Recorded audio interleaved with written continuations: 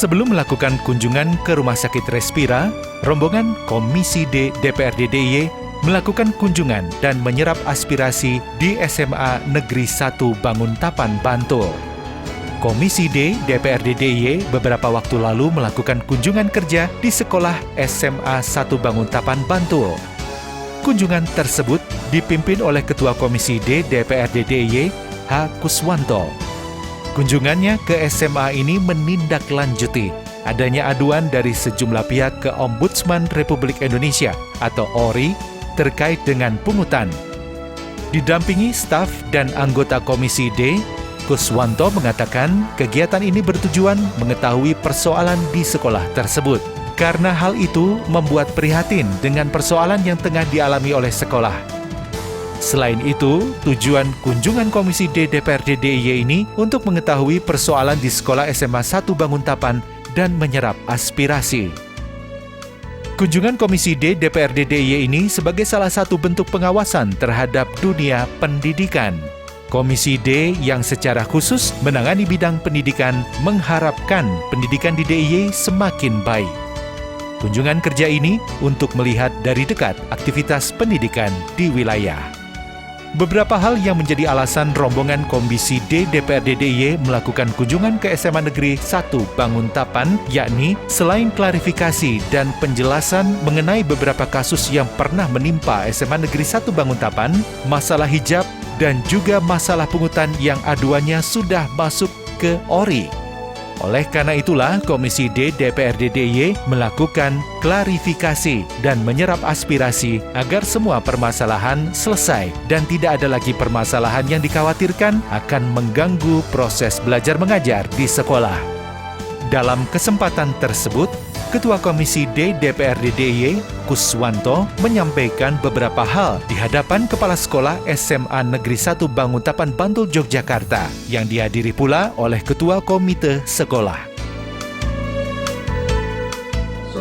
Sejauh mana kalau kami mendapat masukan aspirasi dari kepala-kepala sekolah ingin kami cocokkan di SMA Negeri Banguntapan ini, selama ini baru bermasalah dengan ORI kalau tidak salah, Ombudsman Republik Indonesia, yang mana mereka selalu memojokkan sekolah berkaitan dengan pungutan.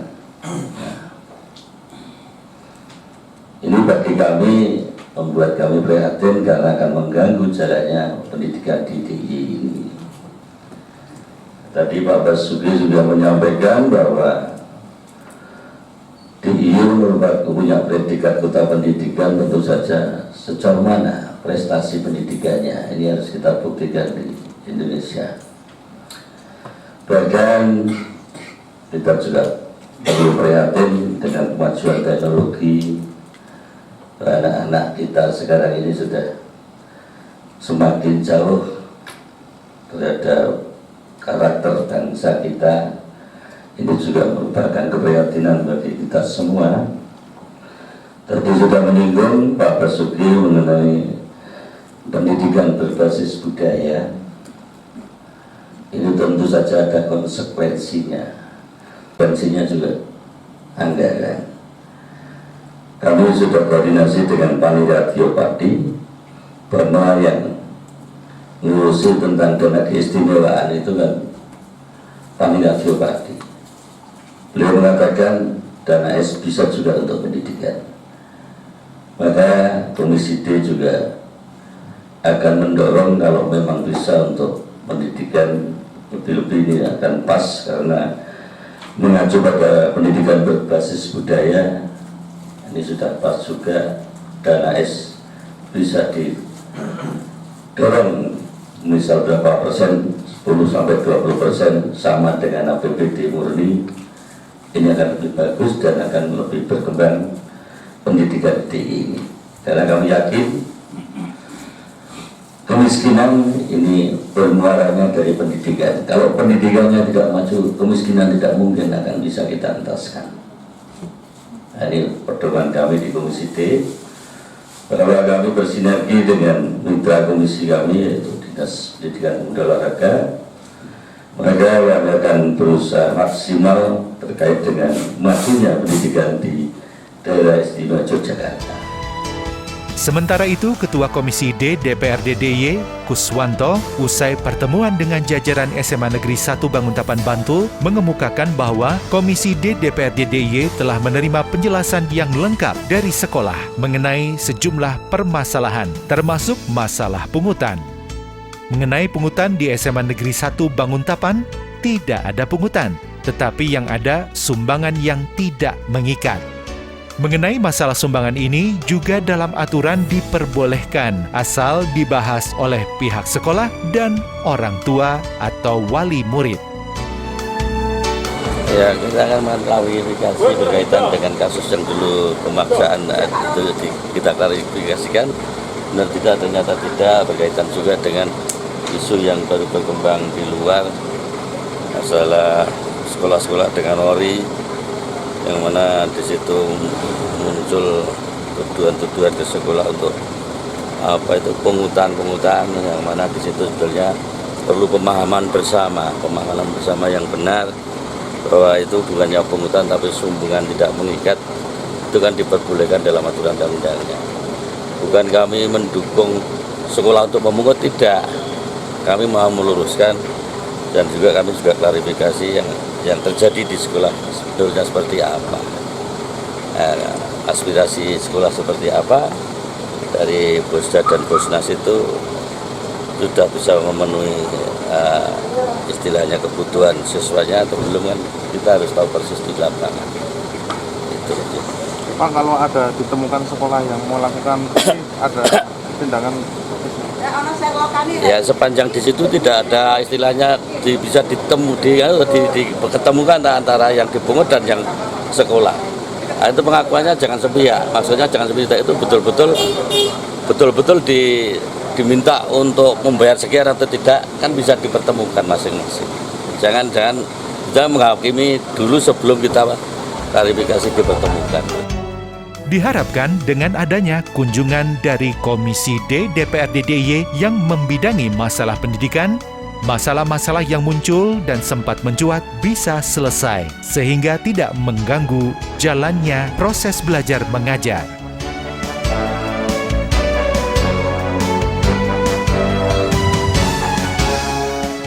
Rumah Sakit Khusus Paru Respira di Bantul kini tengah digenjot pengembangannya. Salah satunya dengan penambahan lahan rumah sakit. Upaya itu dilakukan agar rumah sakit itu bisa menjadi unggulan rumah sakit paru di wilayah DIY dan Jateng. Untuk itu, Komisi D DPRD DIY beberapa waktu lalu melakukan kunjungan ke RS Respira untuk melihat secara langsung sejauh mana persiapan dan rencana untuk pengembangan rumah sakit paru-paru Respira ke depan. Ketua Komisi D DPRD DIY, Kuswanto, mengatakan ada beberapa kendala di rumah sakit tersebut yang memiliki lahan yang cukup sempit, berbanding terbalik dengan tingginya temuan penyakit paru di Yogyakarta. Karena itu, sejak tahun 2021 lalu, terus memperjuangkan pembebasan lahan seluas 5 hektar yang terletak di belakang rumah sakit. Lahan tersebut diharapkan bisa digunakan untuk menambah berbagai fasilitas yang dibutuhkan untuk keberlangsungan rumah sakit. Direktur RS Respira, Gregorius Anung Trihadi, menyampaikan keterbatasan lahan memang menjadi salah satu masalah utama operasional rumah sakit. Sebab fasilitas pelayanan kesehatan yang dipimpinnya itu hanya memiliki luas lahan sebesar 1.900 meter persegi dengan kapasitas 25 tempat tidur. Dalam rencana pengembangan ke depan, RS Respira akan ditambah kapasitasnya menjadi 180 tempat tidur. Sementara itu, Kepala Dinas Kesehatan DIY, Pembayun Setianingastuti, berharap dengan pelayanan Rumah Sakit Respira bisa semakin baik seiring dengan rencana pengembangannya. Ia pun menaruh harapan besar agar rumah sakit bisa membantu eliminasi penyakit tuberkulosis atau TBC. Karena dengan rencana pembangunan pengembangan Rumah Sakit Paru Respira, ini teman-teman yang barunya belum pernah sini mau melihat secara langsung di lapangan di sebelah mana sih pengembangannya, lokasi tanahnya yang sudah dibahas di APBD dan sudah dianggarkan. keterkaitan dengan pemilik tanahnya sudah selesai atau belum dan sebagainya. Ini kebetulan ini anggarannya yang bertahap dari 2021, 2022, 2023 dan sampai nanti 2024. Ya. Itu ada sekitar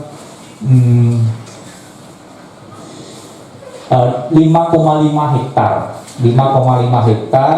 Ini kita lihat posisinya di sini. Ini 5,5 hektar. Jadi mohon izin, ini existing rumah sakit kita. Pojok Nyun Sewu, ini existing rumah sakit kita.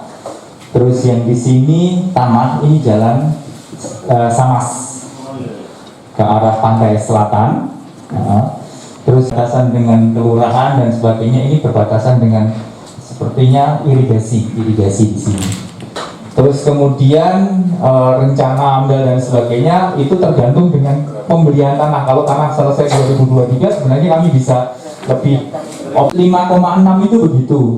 Jadi kalau 3,5 mungkin agak sedikit menceng begini. Jadi kami mungkin fokus di gedung-gedung di situ dan mungkin di sini. Nah, konsekuensinya akhir tahun ini Bapak Ibu kami sudah menganggarkan dengan anggaran kami review master plan. Nah, ya kami sampaikan limbah pasti akan dikelola sesuai dengan standar yang dikeluarkan oleh Kementerian Lingkungan Hidup. Terus kemudian sistem pencahayaan kami tidak, pembangunan tidak, kami sampaikan juga karena ini ada batas, pembangunan gedung tidak akan mepet ke area-area tempat pemukiman lain gitu kan. Ini kalau kemarin COVID yang paling ditakuti, yang selama ini kita kenal aja jarak 1,5 meter itu sudah aman karena ada sinar matahari dan sebagainya. Ya kita berharap ini juga aman gitu kan. Kami mencoba dan alhamdulillah masyarakat tidak ada gejolak dan semoga besok pada saat satgas dari BPN turun juga tidak ada gejolak. Tadi Pak Direktur mungkin sudah banyak matur kalian Ibu Bapak. Yang jelas kami sudah berproses. Alhamdulillah di bawah pemandunya Pak Dr. Anu ini sudah berjalan. Mudah-mudahan mohon dukungan dan doa Bapak Ibu supaya bisa terrealisasi. Dalam seringkali nyuwun arahan, nyuwun dukungan untuk Respira karena memang kita punya target Bapak 2030 TB kita itu harus turun. Nah ini nggak mudah TB ini, TBC ini Pak yang banyak itu karena kita sekarang giat untuk mencari apa istilahnya, mencari pasien kemudian mengobati sampai sembuh. Nah mudah-mudahan kalau kita giat dalam active case finding mencari kasus-kasus TB ini, Respira sudah siap untuk menanggulanginya. Dan memang DIY ini istimewa juga, TBC ini juga cukup tinggi Bapak. Usai melakukan rapat koordinasi dan menyaksikan paparan terkait rencana pembangunan Rumah Sakit Respira, rombongan Komisi D DPRD DIY kemudian melihat langsung ke lokasi lahan yang akan digunakan untuk pengembangan Rumah Sakit Respira.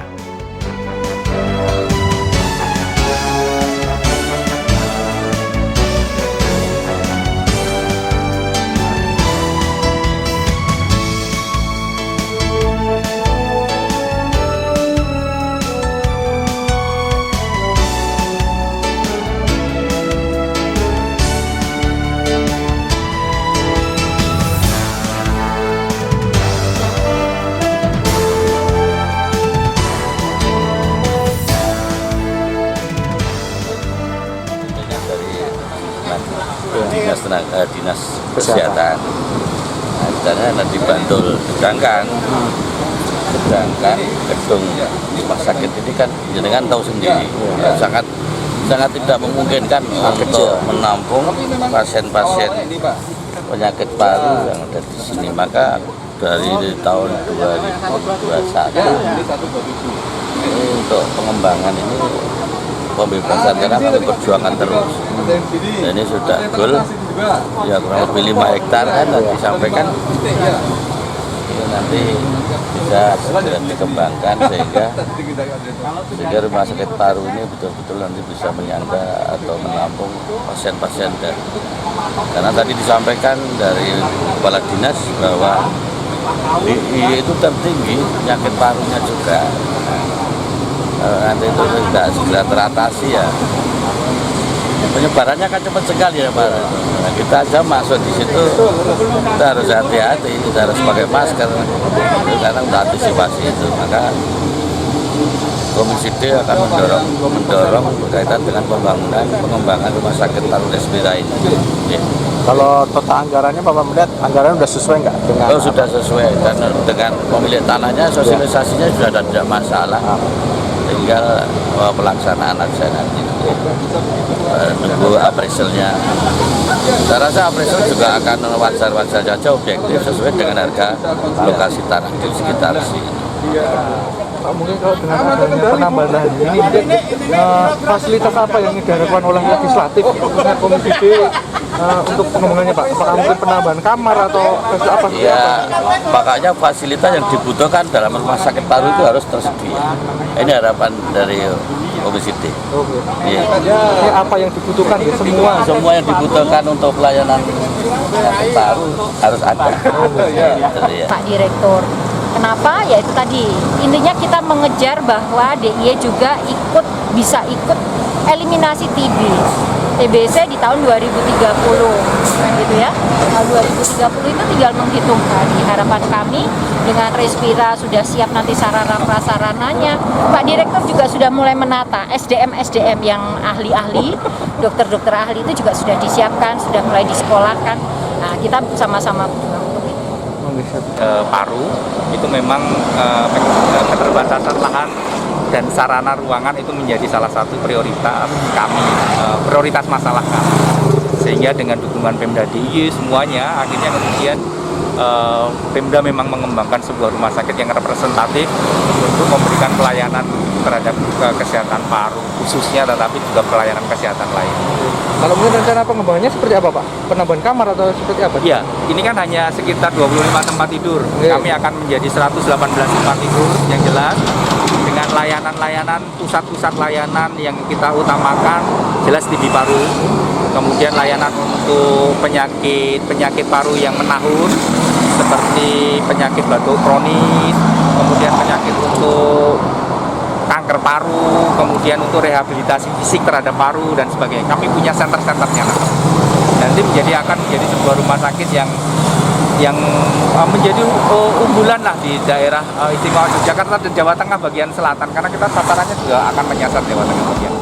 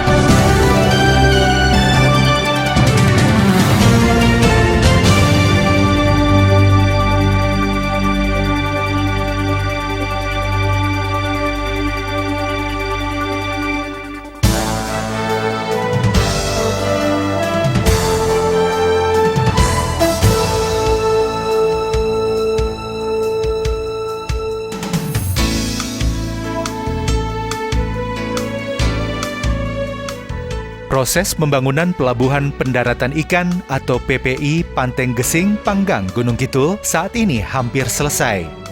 Pelabuhan kedua setelah Sadeng ini digadang-gadang akan mampu mendongkrak produksi ikan dan memaksimalkan potensi Laut Selatan serta bisa meningkatkan perekonomian dan bisnis. Mega proyek pembangunan Pelabuhan Pendaratan Ikan atau PPI Panteng Gesing, Kalurahan Girikarto Panggang menelan biaya sekitar 108 miliar rupiah. Pembangunan PPI Panteng Gesing ini dengan konsep Tourism Fishing Port.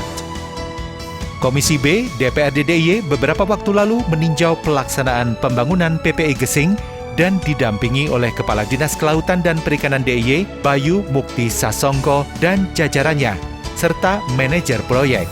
Sementara itu, rombongan Komisi B DPRD DIY dipimpin Wakil Ketua Komisi B Sinarbiat Nujana. Kepala Dinas Kelautan dan Perikanan DIY Bayu Mukti Sasongko menjelaskan bahwa pembangunan PPI Gesing ini merupakan salah satu realisasi dari visi misi Gubernur DIY, yaitu Laut Selatan adalah bagian depan DIY sehingga potensi Laut Selatan akan dimaksimalkan. PPI Pantai Gesing dalam proses pembangunan sesuai dengan master plan yang sudah disusun. Kolam pelabuhan PPI Gesing nantinya akan dapat menampung kapal skoci berkapasitas 10-30 GT sebanyak 40 kapal dan perahu motor tempel sebanyak 100 PMT. Kapasitas produksi untuk PMT diproyeksi adalah sebesar 1.600 ton per tahun, sedangkan kapal berkapasitas 10 hingga 30 GT sebesar 4.320 ton per tahun. Dalam master plan disebutkan luasan area pengembangan PPI Gesing berdasarkan hasil kajian adalah seluas 15 hektar yang terbagi menjadi zona inti dan zona pengembangan PPI Gesing. Zona inti ini terdiri atas fasilitas pokok dari pelabuhan perikanan yang harus ada. Di antaranya adalah kolam dermaga, gedung TPI, jalan lingkungan, sarana MCK dan umum, gudang perbekalan, gudang penyimpanan bahan bakar, gedung kantor Kesyah Bandaran, dan mes karyawan. Sehingga ketika zona inti ini jadi, PPI Gesing sudah bisa beroperasional. Sedangkan tahap pengembangannya diantaranya adalah dibangun fasilitas untuk industri, gedung serbaguna, rumah dinas pegawai, dan masih banyak lagi, yang tentunya pembangunan fasilitas penunjang dari PPI Gesing. Pelabuhan Gesing ini dibangun dengan konsep Tourism Fishing Port. Selain untuk meningkatkan hasil produksi tangkapan ikan, juga dikembangkan untuk pariwisata. Anggota Komisi B DPRD DIY Dwi Wahyu Budiantoro menyoroti tentang perlu segera dibangun jalan untuk memperlancar pengangkutan hasil tangkapan ikan di Pantai Gesing, sebab jalannya masih sempit. Sementara itu, Sekretaris Komisi B DPRD DIY Aslam Rito menyatakan selain untuk meningkatkan tangkapan ikan, PPI Pantai Gesing ini juga untuk mendukung pariwisata DIY. Diharapkan nantinya pelabuhan pendaratan ikan Pantai Gesing menjadi salah satu pelabuhan ikan terbesar selama pelabuhan Tanjung Adikarto belum bisa beroperasi karena masalah pemecah gelombang. Sementara itu, proyek manajer PPI Gesing, Ari Eko, mengungkapkan air menjadi kendala selama proyek berlangsung. Kondisi air di bawah dan bebatuan juga cukup keras, sehingga tidak bisa dilakukan dengan alat biasa. Jadi ini dalam rangka mewujudkan visi Pak Gubernur ya, jadi kita menghadap ke selatan. Ya, kita dan dari Dinas Kelautan dan Perikanan ada memfasilitasi nelayan. Di antaranya supaya nelayan itu yang kemarin menggunakan perahu motor tempel, ini nanti dengan adanya pelabuhan ini kan nanti bisa meningkat menjadi menggunakan perahu skoci yang dulu di bawah 5 gross ton, nanti akan menjadi 10 sampai 30 gross ton. Yang dimana kalau hasil tangkapannya biasanya kalau motor tempel itu paling 2 kental, 3 kental. Nah, nanti kalau dengan skoci itu ya bisa sampai 2 bahkan sampai 5 ton. Per hari atau? Ya per trip. Per trip. Trip itu per sekali melaut. Jadi kan tidak seluruh kapal melaut kan berganti-ganti. Nah, jadi harapan kita seperti itu. Pak, ini berarti rencana akan menjadi pelabuhan terbesar di DIY? Sebetulnya bukan terbesar, kita sama ini dengan yang Sadeng. Ya, artinya sama. Kalau dibanding Tanjung Adikarto memang ini di bawah. Jadi kalau besok Tanjung Adikarto yang di Kulon Progo itu selesai, ya besar sana kolamnya itu 6 hektar. Kalau di sini nanti sekitar hampir 1,5 hektar. Ya, Ya, namun mungkin di sini itu kan yang jelas bahwa kelebihannya ini kan breakwaternya alami. Jadi kan yang kita bangun sampai ratusan miliar yang di kantung navigator sini sudah ada. Nah, tinggal nanti penyelesaian untuk kita mengeruk. Jadi istilahnya biayanya lebih efisien, kemudian nanti nelayannya juga sini kan sudah kita latih, jadi kita siapkan tidak hanya infrastrukturnya, tapi juga SDM-nya. SDM sudah mulai 2 tahun ini kita sudah latih, terutama untuk nelayan yang di sini untuk bisa naik kelas, istilahnya dari yang motor tempel naik menjadi yang ke skoci atau nanti yang sampai ke 30 ton yang masih menjadi kewenangan kita perizinannya. Ini anggarannya berapa, Pak? Ini anggarannya 108 miliar. Luasnya berapa sih, Pak? Kalau luas keseluruhannya sekitar 5 kurang ya, hampir 5 hektar. Ya, kolamnya 1,36. Dapat menampung berapa kapal, Pak? Kapalnya kalau untuk yang motor tempel yang biasa di sini itu sekitar 100-an. Kemudian yang 10 gross ton ya mungkin sekitar ya 40. Ada berapa nelayan sih, Pak, yang sebelumnya menggunakan nelayan di sekitar sini? Ya di sini mungkin sekitar ya 150-an, ada 2 kelompok nelayan di sini. Terus selama pembangunan ini mereka gimana, Pak? Ini di sebelah sana kita alihkan dulu. Pak, ada yang khas nggak pelabuhan Desing dibandingkan pelabuhan lainnya? Ya, jadi ini kita bangun dengan konsep tourism fishing port. Jadi tourism fishing port, jadi pelabuhan yang mempunyai apa ya, basis wisata. Jadi tidak nanti bisa kita ngitungnya dari menangkap ikan kan dengan dapatnya ikan, tapi kita dengan wisata kan wisata nanti mancing atau wisata nanti ke laut muter-muter langsung balik ke sini. Itu daya tariknya nggak, Pak? Ya, dan keunggulan dari Pantai Gesing ini kan dari tahun-tahun dulu itu tempat pendaratan ikan yang ada di sepanjang pantai kena gelombang besar, sini itu aman. Ini salah satu kenapa kita milih di sini. Kemudian kedua sedimennya. Di Tanjung Adikarto tidak bisa masuk, kenapa? Karena sedimen pasir itu kan cepat sekali dikeruk dengan kecepatan hampir sama. Kalau sini hampir nol sedimen pasir, tidak ada pasir masuk ke sini. Terus rencananya kapan, Pak? Selesai Ya, dan target ya operasi? kan harus nanti ini jadi terus masih trial ya, trial dulu kita ya optimal mungkin di akhir tahun lah, pertengahan tahun lah. Pak, ada batas APBD ini, Pak, ya? Ini dana is. Oh, dana is. Ya. Dana is 108 miliar. Ya. Untuk pembangunan 1 tahun atau multi years? Ini ya kalau kanunya apa ya? Itu yang kita anu ya. Jadi yang jelas nanti ini sampai bridging-nya ini selesai. Berarti 2 tahap, Pak? Ya ini tahap berikutnya sudah ada ya. Jadi ini nanti kan karena prioritas Pak Gubernur sehingga ini harus selesai. Ini pembangunan Gesing ini sedang berproses. Tetapi menurut saya bahwa senyampang dengan proses pembangunan ini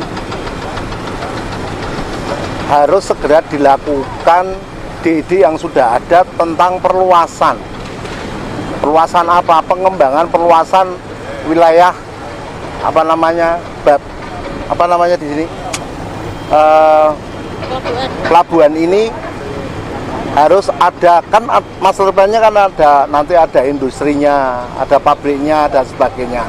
Tetapi yang terpenting adalah segera akses jalan transportasi dari pelabuhan ke JLS sebagai alat transportasi untuk membawa ikan. Satu, yang kedua dipastikan cold storage-nya. Saya tidak mau nasibnya seperti Sadeng. Sadeng itu satu kapal bisa menghasilkan 20-25 ton satu kapal. Ada 4 kapal di sana yang gede, yang cold storage-nya gede. Persoalannya adalah cold storage hanya bisa mampu 30 ton. Sehingga tidak ada kepastian ketika berlabuh ikannya mau dijual di mana, mau disemen di mana, nggak ada kepastian. Sehingga yang terjadi adalah ada transaksi di tengah laut. Saya nggak mau itu. Yang kedua, sekarang sudah mulai ada ekspor, tetapi kendalanya adalah di transportasi. Karena belum terakses kepada JLS. Kita ini punya JLS tapi belum teroptimalkan untuk transportasi kaitannya dengan pergerakan perekonomian. Artinya kawasan ekonomi khusus yang berbasis kepada pesisir ini segera infrastrukturnya harus dilengkapi. Nah, berikut karena ini pengembangan, karena ini sudah ada pembangunan, pasti tanah sekitar pasti sudah naik ini. Nah, saya nggak mau kita ketika ini sudah jadi, kita terbentur kepada pengembangan yang itu appraisalnya udah tinggi. Harusnya sekarang dimulai supaya appraisalnya relatif rendah. Nah, ini segera schedule-nya ini agak dipercepat, terutama pada transportasi. Jadi jalan ya? Jalan. Sadeng itu tidak teroptimalkan karena jalan. Padahal kita sudah punya JLS, tetapi belum nyambung di JLS. Ini segera harus tersambung di JLS. Dengan lebar ya sesuai nanti di DED-nya seperti apa, kegunaannya seperti apa. Tetapi saya hanya dalam perspektif harga pasar tanah di sini pasti sudah melambung. Kalau ini dibiarkan terlalu lama pasti akan melambung. Sekarang harusnya dilakukan. Berarti kalau transportasi tidak segera diatasi atau mungkin dilakukan dari sekarang, khawatirnya ini nanti akan kayak muspro aja atau seperti kejadiannya di Sadeng. Ada nelayan ke sini, ya kan? Nggak ada kepastian pasar di sini mau ditaruh di mana. Akhirnya nanti juga akan transaksi di tengah laut. Ya kan? Makanya infrastrukturnya mana, di cold storage-nya akan berapa ton, bisa memenuhi berapa ton. Sehingga ketika JLS, mimpi saya JLS kalau ini skema ekspor, pasti D-nya harus ada cold storage di sana. Ada cold storage di sana, D-nya. Ya. Pengembangannya bukan hanya dari pengembangan ekonominya, bukan hanya dari sisi pendaratan ikan, tapi juga sebagai wisata.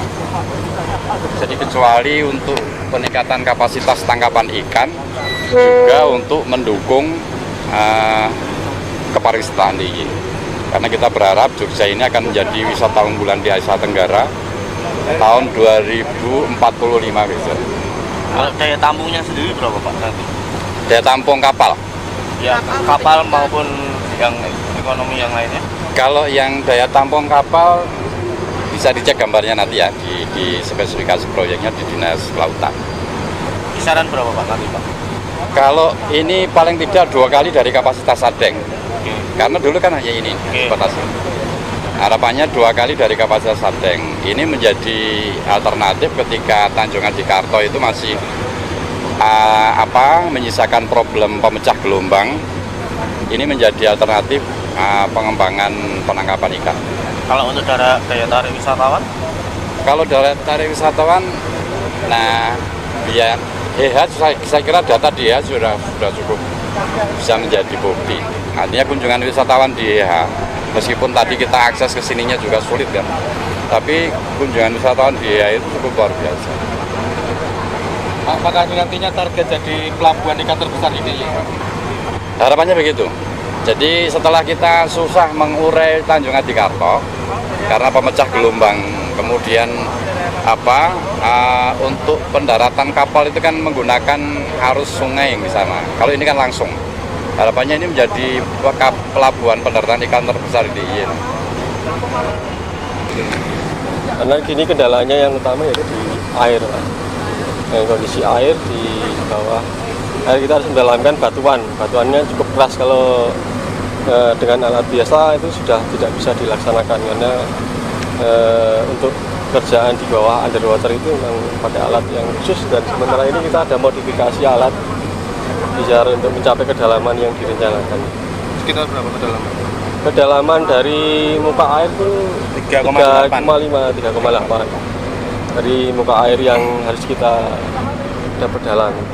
Ini udah berapa persen berarti Pak sekarang? 90%. Setelah ini apa Pak? Setelah ini selesai nanti untuk pembuatan jalan aja, jalan yang di sekitar dermaga. Ya. Itu butuh proses? Ini prosesnya ya nanti berbarengan, nanti kalau sudah selesai yang berbarengan tadi simultan biar selesai untuk pelaksanaan. Jadi setelah pemasangan nanti diuruk, terus dilaksanakan untuk pemasangan jalur-jalur di tepi sekitar dermaga itu. Diharapkan dengan selesainya pembangunan pelabuhan pendaratan ikan Pantai Gesing, maka potensi di Laut Selatan bisa dimaksimalkan untuk kesejahteraan rakyat.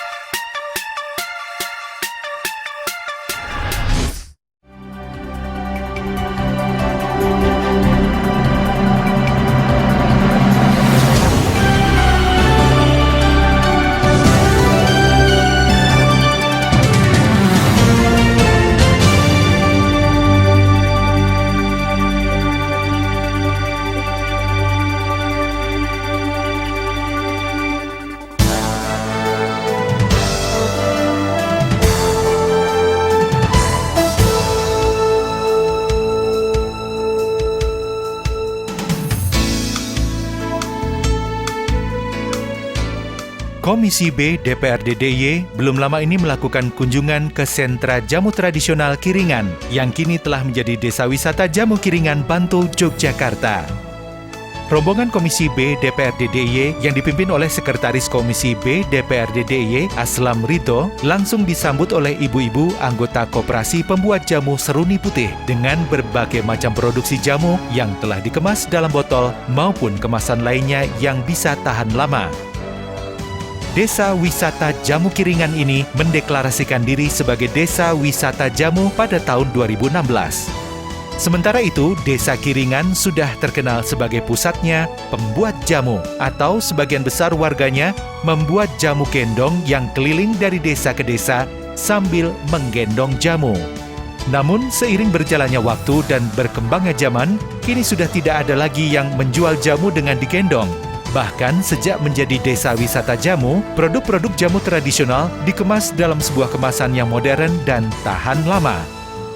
Rombongan Komisi B DPRD DIY meninjau Desa Wisata Jamu Kiringan untuk melihat secara langsung bagaimana perkembangannya saat ini. Ternyata Desa Wisata Jamu Kiringan tidak terpengaruh saat terjadi pandemi. Justru permintaan jamu pada saat pandemi naik tajam. Kedatangan rombongan Komisi B DPRD DIY dalam upaya mendukung Desa Wisata Jamu Kiringan agar lebih maju lagi.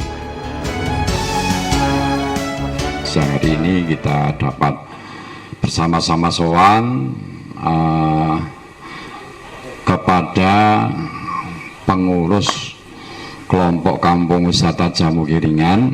Semoga silaturahmi kita nanti membawa manfaat bagi kita semua, khususnya bagi kelompok destinasi Kampung Wisata Jamu Kiringan. Bapak Ibu, para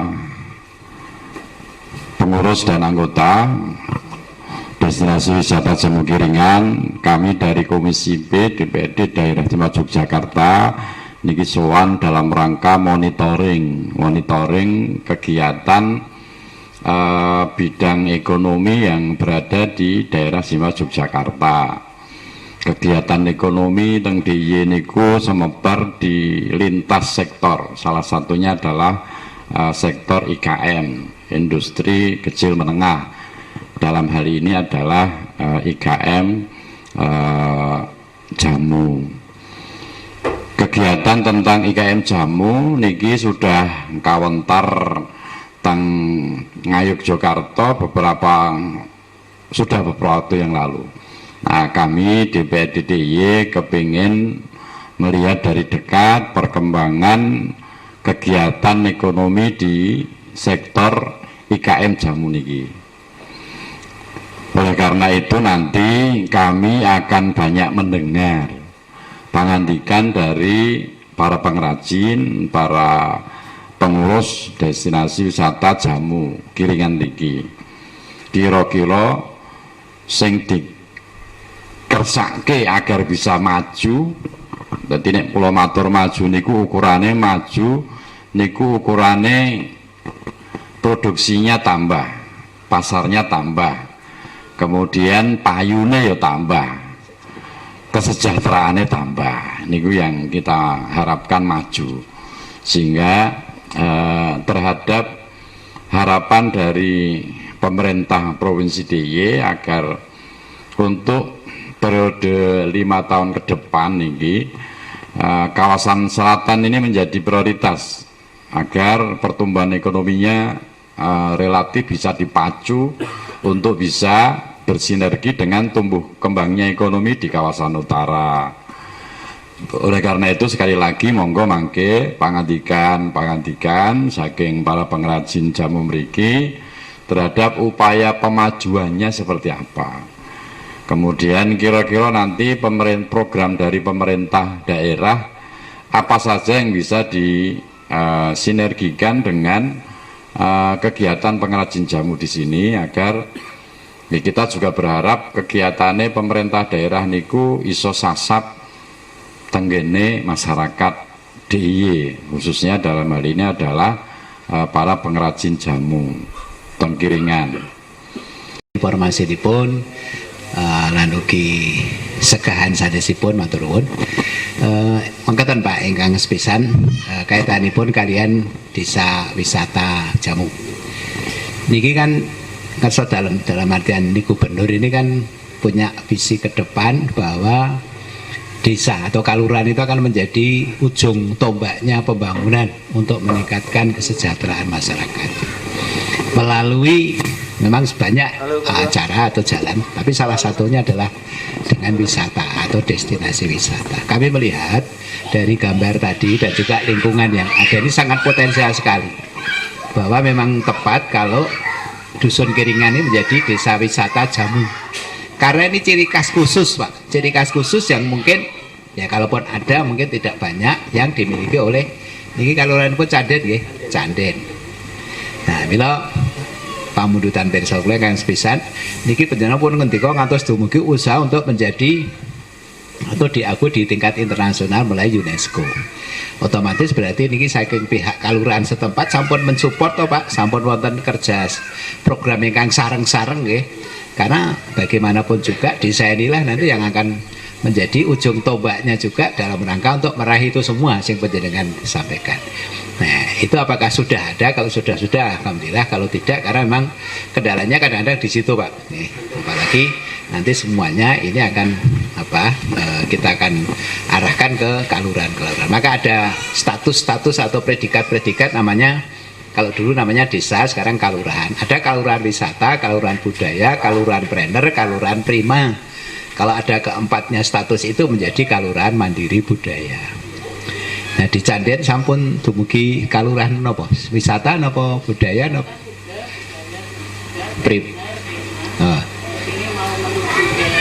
Mandiri budaya. Oh, okay. Sebab niku mangke nek panjenengan saged kagayuh niku panjenengan mangke ke kelurahan nggih khususipun niku mangke ada perhatian khusus dari APBD Provinsi DIY. Wujudipun mangke saged BKK napa bantuan dana yang itu rutin tiap tahun. Di Bantul ini baru ada 2 Bu yang desa mandiri budaya. Yang pertama itu desa Sabtodadi, ini panggilan kula Manding termasuk. Ingkang kalih menika desa Bangun Jiwa Kasia. Nah, niku nembe kalih. Kamu kok mangke nek saged nggih sedaya niku dados desa mandiri budaya.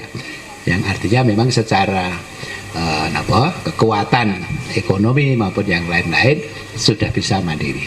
Bila monggo mangke menawi dereng niku dipun upiaken, menawi sampun lawanten kesulitan nggih mangke dipun aturaken kesulitannya apa. Yang kedua, ini untuk menjadi desa wisata ini kan yang namanya wisata itu kan ada namanya Sabta Pesona nggih. Sabta Pesona itu di dalamnya itu antara ada bersih dan sebagainya ngoten niku. Niku kan semua warga bertanggung jawab. Artinya bahwa Sabta Pesona itu sudah menjadi nafasnya setiap warga. Ya resik, ya ramah, aman dan seterusnya ngoten niku. Indah. itu dari nawasnya. Nah, saya melihat ini juga sudah ada di sekitar ini. Nah, untuk selanjutnya nanti supaya ini menjadi memasyarakat. Karena saya melihat ini sangat potensial sekali. Apalagi penjenengan mutat tadi ada anak-anak sekolah atau murid-murid dari mungkin SD, TK pun mungkin bisa kan dikenalkan sejak awal terkait dengan dunia jamu. Apakah itu mulai dari pembibitannya, penanamannya, jenis-jenisnya, pengolahannya dan seterusnya. Niki sangat potensial, Pak. Saya yakin bahwa di sini akan menjadi desa wisata yang unggul. Karena murah meriah dan mudah dimengerti. Nah, kita Pak, dengan rawuh engko ngunjuk dengan nyawa si unjukan niku mangke pun blonjo teriki Pak jutaan rupiah. Oke, dan itu bisa dirasakan oleh semua saja. Sing ora seneng pahit ya dijaosi sing wedi. Jenenge napa niku nek bareng ngunjuk niku ya parem. Nah, niku nggih sing seneng pahit nggih dijaosi sing pahit gerah napa jenengan pun ngendika sing kolesterol, yang darah tinggi, yang gula niki ngunjuke. Nah, niku sangat potensial sekali. Sehingga monggo niki SAS itu dipun persiapkan Pak, dipun persiapkan. Mangke kerjasama kalian yang paling dekat pemerintahan panjenengan niku kalurahan, mangke minggae ponten dinas kabupaten, provinsi, insyaallah kula mangke sareng-sareng kalih kanca-kanca karena ini menjadi mitra kami di Komisi B, kami ikut mendorong Pak. Karena ini nanti sangat sejalan dengan visi dan misinya Pak Gubernur untuk sampai dengan 2027. Nah biasanya makin wisata bis-bisan kathah niku mesti butuh parkir kita. Nah, parkirnya mangke ten pundi lah sak piturutipun mangke kedadipun damel napa ditata nggih sing sae. Kemudian mangke nek tamu akeh iki mesti butuh MCK nggih, kamar mandi, toilet dan sebagainya wis ngoten niku. Nah ini mesti harus kita pikirkan nggih. Jangan sampai nanti turun dari bis niku do bingung ngajeng pados kamar mandi mboten nonton kita. Nah niki kudu dipikirkan. Saya yakin bahwa ini akan menjadi desa wisata yang maju sepanjang penjenengan dengan pemerintah setempat ini kerjasama. Dan yang keempat, nah niki nyuwun sewu di mana-mana kok nampaknya sama. Niki sing rawuh kok sapa-sapa sedaya generasi muda wonten mboten kita. Sebab eman-eman niki mangke nek sedaya generasi tuanya nggih purun mboten purun dugi mangsanipun mesti badhe surut ing kasetan jati. Mila nek mboten nonton generasi mangke ical Pak. Kula pun gadah pengalaman ten Manding. Manding niku dulu yang pengusaha-pengusaha kaya jaya niku putrane do di sekolah kayak untuk sik dokter atau sik insinyur akhirnya terus ke kerajinan kulit mboten nonton. Lah niku ya prihatin. Antar sebelah niku ya batik, juragan batik niku putrane 11 napa pinten. Ya mboten nonton siji wae sing lenggah teriku akhirnya griyane rusak. Nah niki nyuwun sewu monggo paring kami gatosan dhateng generasi penerus anak-anak kula penjasami supados kersa nerusaken niki saya sangat lho Pak. Saya sangat. Dan ini dibutuhkan setiap saat. Dibutuhkan setiap nek kados tas niku wae nek wis tas siji loro pun nggih buke. Nek jamu niku gitu. Nah napa malih sing cocok kalih unjukan jamu jampi niki kula kita mesti badhe dibutuh betahaken sak lajengipun. Kepada Komisi B DPRD DIY, Ketua Desa Wisata Jamu Kiringan, Sutrisno, memohon kepada Komisi B untuk mengusahakan adanya rumah produksi dan penjualan hasil produksi jamu secara online dengan diberi pelatihan. Hal ini perlu dilakukan karena sesuai perkembangan zaman saat ini, penjualannya lebih banyak melalui online. Perputaran uang dalam penjualan jamu kiringan ini perharinya mencapai 37 juta rupiah.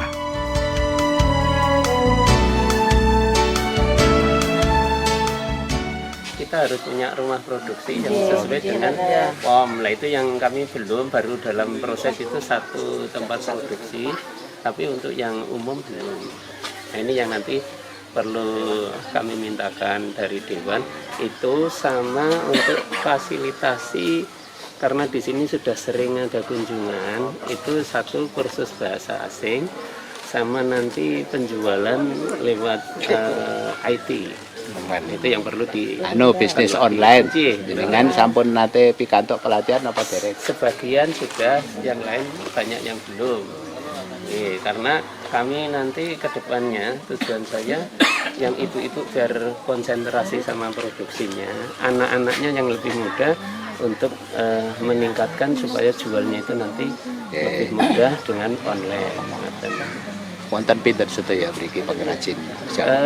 Di sini yang aktif sekitar 80-an. 8 sedaya aktif. Oke, tapi yang terdata 132. Oh, jadi 60% aktif ya? Iya.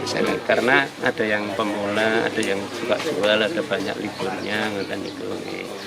Terus bisa kami laporkan, dilaporkan di sini apa di apa makin iki anu. Oh, nggih. Jadi ini kemarin kami data karena kan di sini habis ada kunjungan 7 kementerian waktu tanggal 12 Oktober.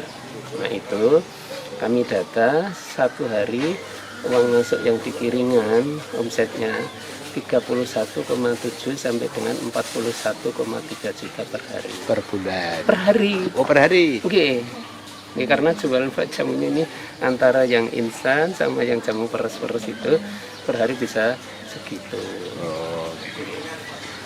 Jadi memang sangat potensial ya Pak. Nggih, makanya di sini membuka desa wisata. Kemarin dari kementerian juga mencanangkan Pak, nanti di sini kami contohkan menjadi desa wisata jamu percontohan nasional. Tinggi wonten pandemi niku wonten pandemi tapi ini itu malah nanjak bukan turun karena semua contohnya bakul sayur yang mau masuk ke desa lain itu kan ditutup. No, jangan masuk sini. Tapi kalau jamu silakan. Dengan kunjungan Komisi B DPRD DIY ini, maka kedepannya Desa Wisata Jamu Kiringan bisa lebih maju lagi.